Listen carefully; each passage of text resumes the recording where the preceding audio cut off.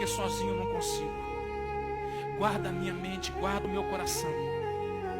Todos os dias nós somos bombardeados, todos os dias, mas Deus nos ajude.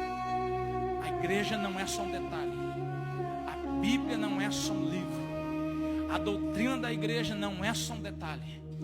Nós precisamos de tudo. Nós precisamos de Cristo na sua totalidade. Só um pedacinho dele não é o suficiente. Nós precisamos de Cristo em tudo que ele nos disse e em tudo que ele nos ensinou.